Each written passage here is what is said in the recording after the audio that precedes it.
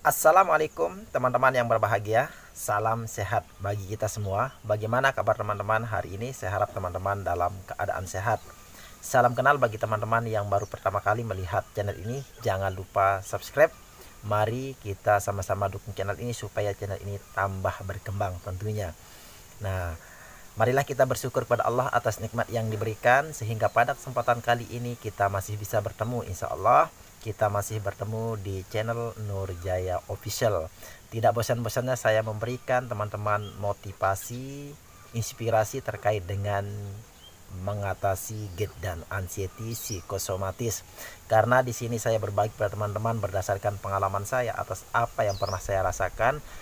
Teman-teman, mungkin saat ini teman-teman sudah rasakan yang namanya psikosomatis sudah 1 tahun, 2 tahun, berbulan-bulan tidak ada perubahan. Di kesempatan kali ini saya tidak bosan-bosannya memberikan teman-teman pemahaman terkait dengan anxiety, yaitu adalah gangguan cemas.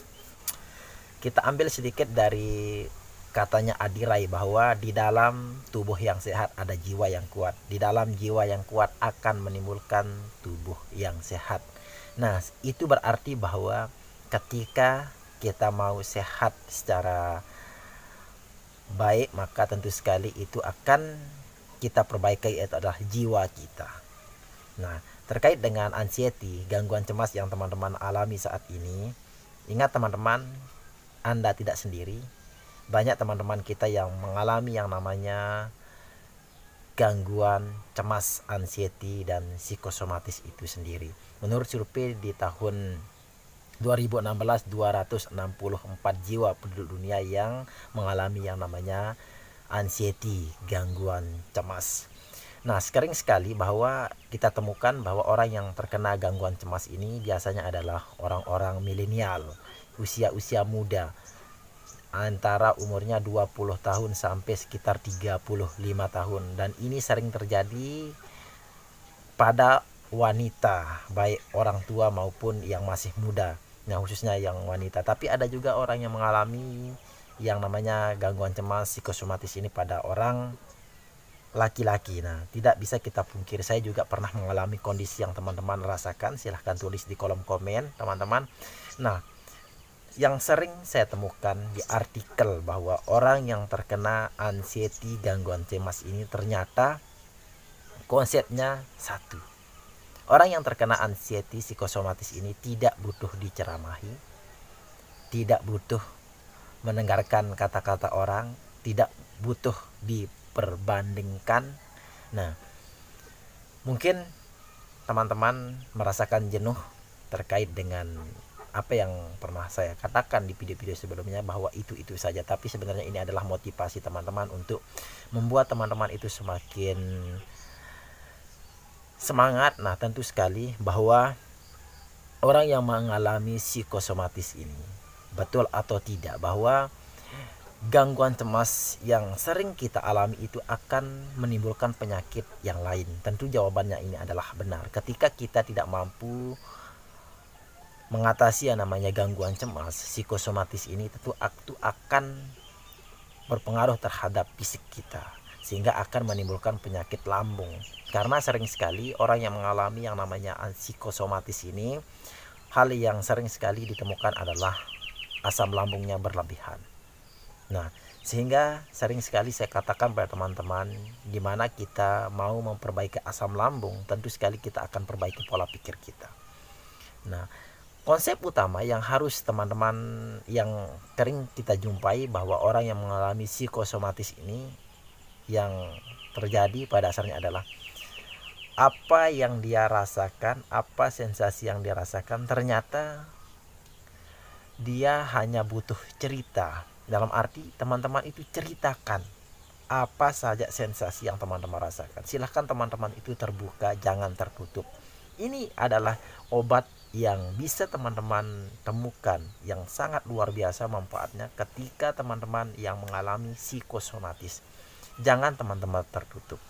Ketika teman-teman tertutup, maka proses penyembuhan teman-teman itu akan lama.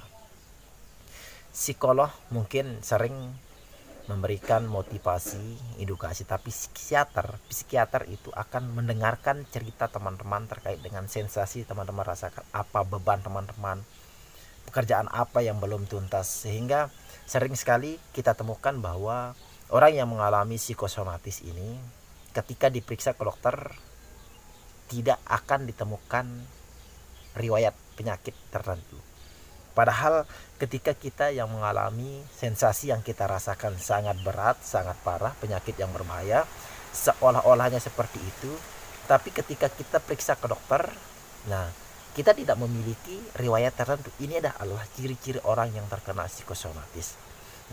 Ketika kita merasakan kelengan, pusing, perut rasanya mulas, jantung rasanya berdebar, sakit rasanya di jantung, sembelit, dada rasanya terbakar, pundak rasanya pegal, dan masih banyak sensasi lain. Ketika kita datang ke rumah sakit, ketika kita datang ke UGD, dicek tensi kita normal, semuanya normal. Nah, itu berarti apa yang menjadi tolak ukur teman-teman itu terkena gangguan cemas psikosomatis. Nah, sehingga kita bisa pahami diri kita sebenarnya apa beban kita, sehingga kita itu sulit sekali yang namanya keluar dari psikosomatis, sehingga kita dibutuhkan ketika teman-teman pergi ke psikiater atau siapapun, silahkan teman-teman itu terbuka, jangan simpan apa perasaan yang terpendam pada diri teman-teman, silahkan buka, silahkan sharing. Nah, itu adalah konsepnya ketika orang yang terkena yang namanya psikosomatis. Dan teman-teman, saya rasa ketika saya sudah lama saya membuat konten ini, membuat channel ini, ketika saya melihat di komen-komen teman-teman, ternyata sering sekali teman-teman itu mengungkapkan sensasi-sensasi yang ya teman-teman rasa. Nah, ketika saya menjawab pertanyaan itu, tentu sekali itu akan membuat teman-teman itu merasa plong. Nah, itu ternyata konsepnya. Ketika kita mengalami psikosomatis, maka yang kita rasakan tentu sekali ketika cerita kita atau ungkapan kita didengar sama orang, itu akan rasanya aneh. Tapi ketika orang mengatakan terhadap diri, kenapa kamu pikirkan seperti itu, kenapa kamu tidak berpikir positif, kenapa kamu tidak bersyukur, imanmu lemah, nah itu akan membuat diri kita itu akan down. Nah, tapi ketika pengalaman kita sharing, pengalaman kita ceritakan kepada teman kita, tapi dia menerima, dia memahami keadaan kondisi kita, tentu sekali itu akan membuat diri kita merasa plong, diri kita semakin nyaman. Ternyata dengan kita cerita itu akan menimbulkan dengan kita cerita kita akan merasa tenang, jiwa kita itu akan semakin baik. Karena konsepnya ternyata itu, orang yang mengalami psikosomatis itu harus sering-sering sharing, dalam arti apa yang dia rasakan dia buka semuanya.